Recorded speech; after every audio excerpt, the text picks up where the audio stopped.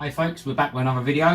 We've got the Guineas this weekend, boys, to look at. The 1000 and 2000. We'll start with a 2000 then. Some decent runners going on there. Gustav Flint, the favourite, 2-1. Saxon Warrior, second favourite, 9-2. We've got a couple of joint favourites at third, Massar and Elquam, 11-2, and then Without Perole, trained by John Gosden, same trainer as Cracksman, at 10-1. So you know, some decent runners there. Are they as good as last year, Neil? We just did this, and in a word, no, I don't think they are. Churchill and Barney Roy 1-2'd it. Again, as we were just discussing, Churchill wasn't great after that. Wasn't phenomenal after that.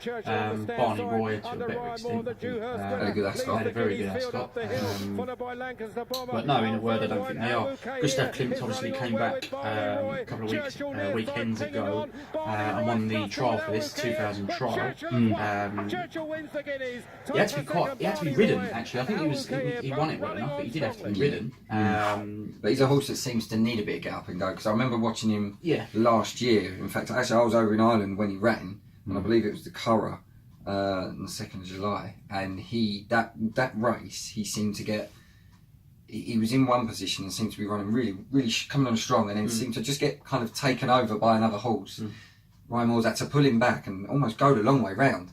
And almost run an extension of another furlong or so. The way he's had to veer around everyone and won in the end by about a head or something like that. I can't remember. It was short, but it was impressive. He was fortunate this time around. It was only a 4-runner race.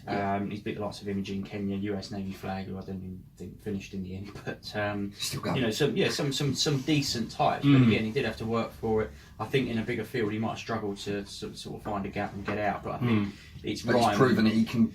It was Ryan Moore that's won that race. It was the jockey that's done that more, and the horse did have to have a good slap to get going. But when he did, he ran it well. Yeah. But as we know, Moore's obviously not going in this weekend. He's chose the Kentucky Derby. Yes. Which you can't blame him. He's obsessed.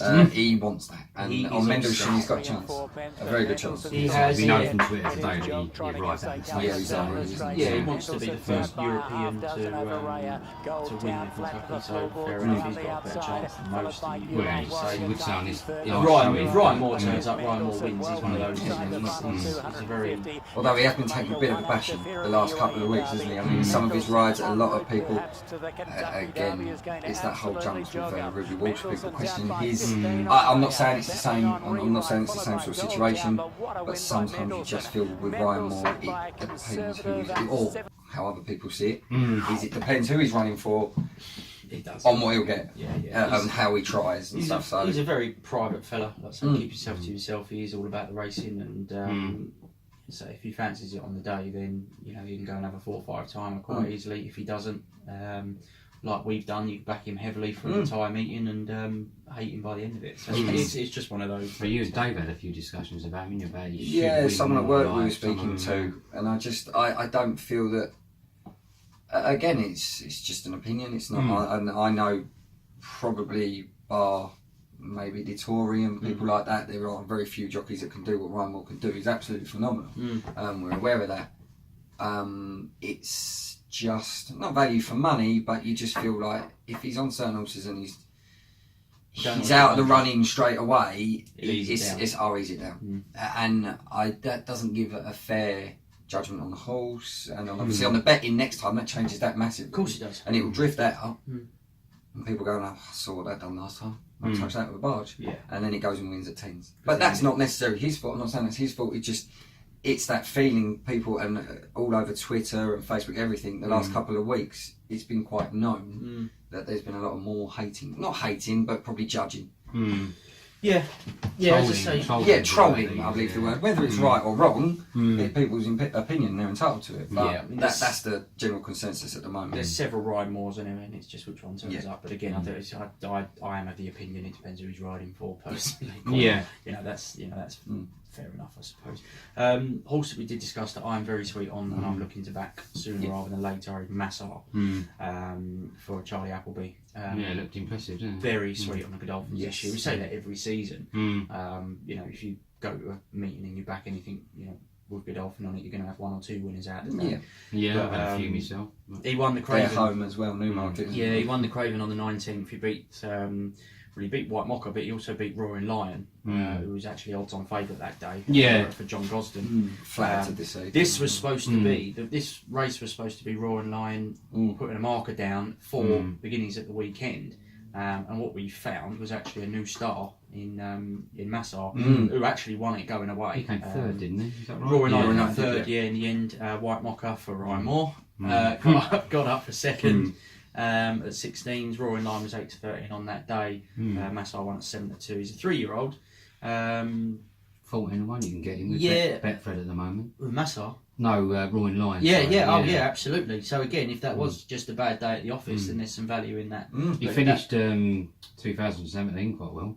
Yes. Finished with 3 firsts. That's what I mean. I think that was the whole point of... This was his supposedly his warm-up for, for bigger and better people. But as I say, we found a new star in Massar, and I just think the way that he won going away...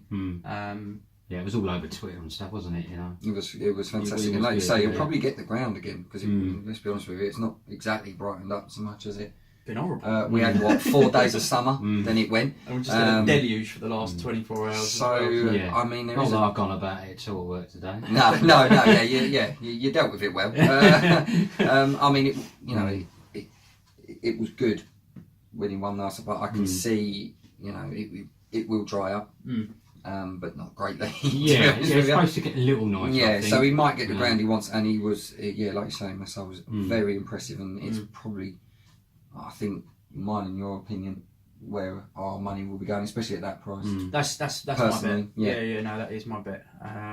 As I say, you have got others in there. Saxon Warrior again, who's won his last sort of 3. Actually beat Roaring Lion last time he won as well. So again, we mentioned the former Roaring Lion who coming second. It was Saxon Warrior that actually beat him. And again, that was on good to soft ground, which he's likely to get again this weekend. The Racing Post Trophy as well. So there are other likely types in there if you're looking for the value. I'm of the opinion that something in the top 5 of the betting is going to win it. We got James Garfield in there who just won quite well. Frankie as well. And beat was it Expert Eye who again another one who went off, and that was supposed to be he was supposed to be, that was his marker for the Guineas to go from now, and which is now he's now drifted to 10s. So it depends, but can you mix 2017? Exactly. He had a couple of thirds, a couple of seconds, a first, and a fourth. Do you know what I mean? But he's capable of up and down, but. So at 25s. Yeah, no, but so he's beaten a lot of other horses that are going to be in that race. As I say, Expert Eye, you can get 12 at 14s. James Garfield was actually around the 40s to the 50s until he beat him last week. Hagerman, who's also in there as well for James, or possibly James Doyle, taking the ride on there. I'd imagine and Raid as well. That's also in it. So on the form, you would say he's there or thereabouts at at 20-1 as well. And if Frankie keeps the ride, as you know, I'm not a massive fan, but if he does, he's the man. He's got for a the massive occasion. chance. That's like you say. You know what Frankie's about when it comes to a lot of the classics. You kind of, he's the man you do look at, and you ignore price, you ignore things like that, and you go, is Frankie on that? His record, because a lot of it goes down on record, doesn't it? A lot of these jockeys love. Those sort of, and that's what they aim for all year round. If they've won it 5 times, I want it 6. Is that so? He's one of those to look at. A lot of what I go on as well, again, it's not. You make your own minds up, especially in flat racing, because again, I don't claim to be an expert on it as much as I do jump racing. Is sort of jockey bookings as well. If you've got a jockey riding for a yard that you wouldn't normally ride for. So ultimately he could have just picked up a spare ride on the day, but if it's been planned, or if a jockey jumps off a horse that he's recently won on to ride something else as well, that in itself is often a tip. A bit of a tell. It's telltale. There's a reason why. Open your eyes to it. Yeah, just the sort of things to sort of look out for. Again, it's not it's not me preaching, telling you how to waste your money. I can do that all day long, but they're just sort of little things to look out for. Yeah, no, definitely. We've also got the 1,000 Guineas as well. Yeah. Again, we've got some Aidan O'Brien, Charlie Appleby's in there. So we've got 9-4 favourite, Happily. 6-1, second favourite, Wild Illusion. Godolphin horse. Couple of joint third favourites again. 7-1. We've got Soliloquey. Yeah. And Godolphin again. Godolphin again. Yeah. And I Can Fly as well. Aidan O'Brien, who's a bit of a master at the flat, as we all know. And then sort of pushing out even further, 8-1. Lawrence. Again, that will be an interesting one because I always feel that 1,000 guineas will throw something up, like it did last year. It was built for rhododendron. Yeah. Because that was really well spoke of, and for good reason. Was a good horse. Well, still is now. It still is a very good horse. Yeah, I mean, you got, Winter but wasn't as good as Winter. And now, you know. I tell you what, on this occasion, ignore what I said about the 2,000, about the top 5. I'm actually looking at a few outsiders on this one because I think, not a shock. I don't think shock's the right word because everything's going in with form. But I like to look at Dan's Dream. Yeah, I've seen that banning around Twitter quite a bit. Mickey Channing's literally he's had a blinder of a weekend. To be honest, in the last few days, he stacked up a few winners. They're in everywhere. But Sylvester D'Souza normally picks that up. If he keeps that, then again that's a very telltale sign. A lot of the general public seem to be very sweet on this horse as well. He's won the last it's been spinning around Twitter and Facebook and whatnot. Yeah, he won a Group 3 good to soft last time out as well. Nothing really amazing that he's beat there, but form wise and at a decent price at 12s. I've got to be having a look at that. Yeah.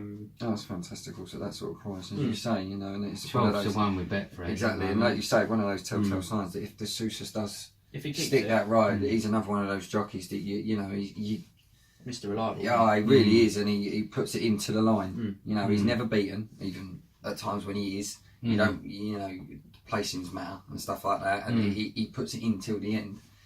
So if it, like you say, if he does take that, I can't disagree with you on that one, to be honest with you. I do feel that it's going to be boring, but happily, I do think it's a very good horse. You know, we were saying Massar and Godolphin will take, or in our opinion, will take the 2,000 guineas. Let's be honest with you, O'Brien will win one of them. Yeah, I mean, because he does not stack the deck, but he just does. Generally, most of the time, I have the better horses. He's just got the bigger yard.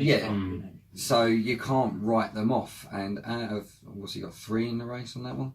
Because he's got 2 in the top. He's got 4. Happily, Bye Bye Baby, and I Can Fly. And Sizzling, and there's a few in there. But I just think, Happily will be a very good horse and one that will do well throughout the season. Yeah, in her field, because obviously the 1,000 guineas is one for the ladies, so to speak, and the horses. Happily actually beat Massar in over in France back in the last year on the turf as well. So if we're raving about Massar, again you're in different company as Sean mentioned, but form wise it seems fairly well stacked. He actually beat a horse called his stablemate called Magical as well in a race before that, and September as well, who's also no mug in that category, also Aidan O'Brien's horse. So I just think you certainly can't rule him out winning, because how many Grade 1s did he win last year? I mean, he beat in his record, didn't he, last year? So he's not one, you know. It's not saying he will get one of them. He's not, you know. It's not like it's their God-given right that they turn around and go, if he doesn't win one, we do him again next weekend. Right? It doesn't work like that. I get that, but regardless of whether it's a favourite, and everyone can pick a favourite. But yes, if you want a winner, that in that field, that favourite is where I'm going towards. To be honest, I like Gustav Glint. In the 2000, I just think that will be a tougher race with the likes of Massar and stuff like that in it. I just think Happily should. Well, like I say, let us know who you're looking at, who you think you might back. Let's band it around and see what we come up with, innit? You know, see if people agree or disagree. Yeah, so love and opinion. I'm just eyeing up the double there, actually. Massar and Dan's Dream. God knows what you get for that, but I imagine a tenner should pay me a shopping bill, but you know, it won't happen. But who's to say? You know. Yeah. So could be worth a shout. Of course, let us know what it is you're backing as well. And of course, we can't let the weekend go by then, boys, without a mention for Sandown. No, well, we have let the weekend go because we normally film on a Sunday.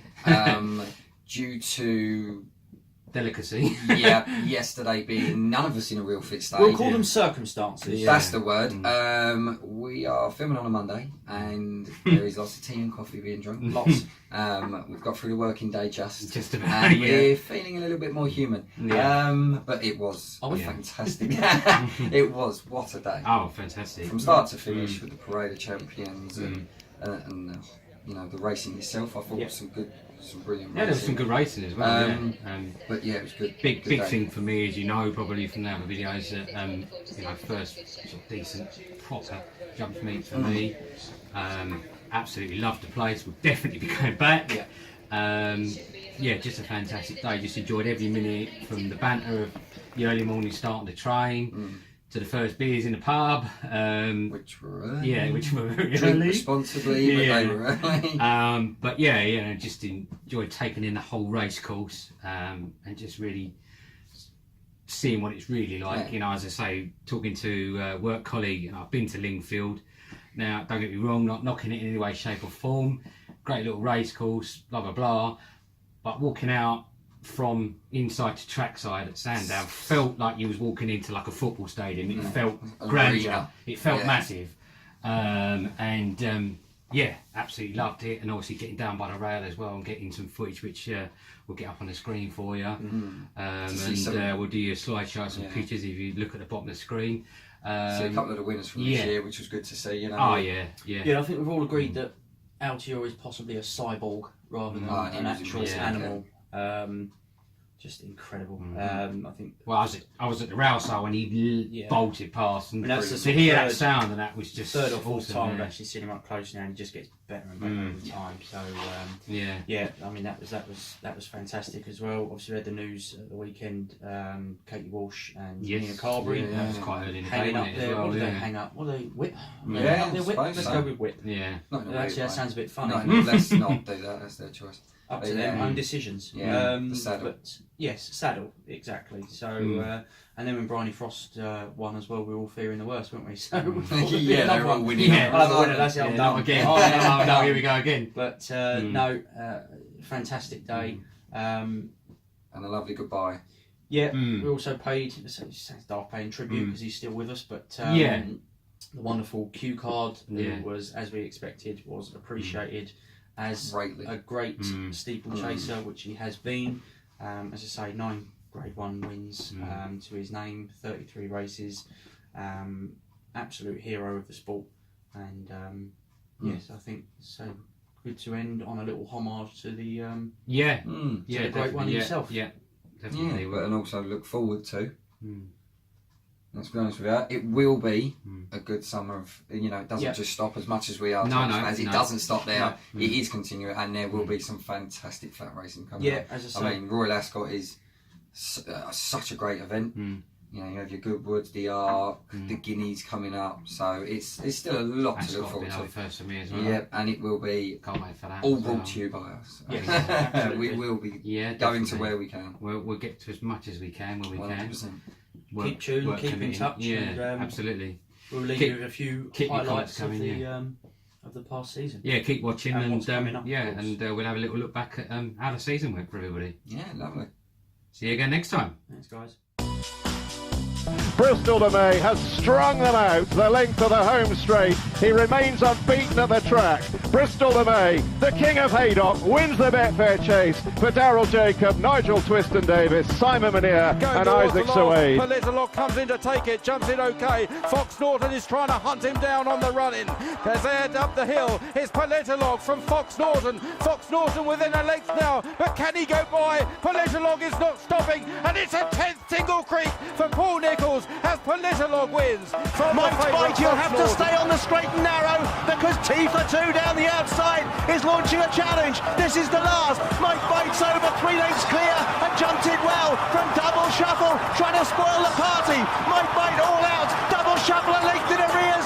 Mike Bates, however, will win the King Ryanair bogey finally going to be laid to rest. Balcon of Flow at the last rushes through the top, but he's got a 5-length lead over Underso in second place, who is rallying. Balcon of Flow looking around out in front. Underso encouraged by the crowd to close. He's 4 lengths down, but Balcon of Flow for Davy Russell, Henry and Bromhead, and Brian Edge chase will go to Guineas. Balcony Flow, floors under so in the Ryanair. They landed as one. Garrity goes for Bouverdale. Mellon is finding plenty. They race up towards the line. Head to head, toe to toe. Two great hurdlers racing to the line. And Bouverdale just retains his title. On the run towards the second last. Footpad takes command in the Arkle, reaches for it, gets over well. Pretty Mouchoir in second place, Brain Power is third, and Footpad in cruise control at the last in the Arkle, and puts in a jump, a great verve, just to boot. It is Footpad stretching clear up the hill, Pretty Mouchoir being pressed by Brain Power for second and third, but Footpad set off the pace early. That one alarm, but Ruby Walsh back with a Cheltenham Festival winner for Willie Mullins. Footpad wins the Arkle.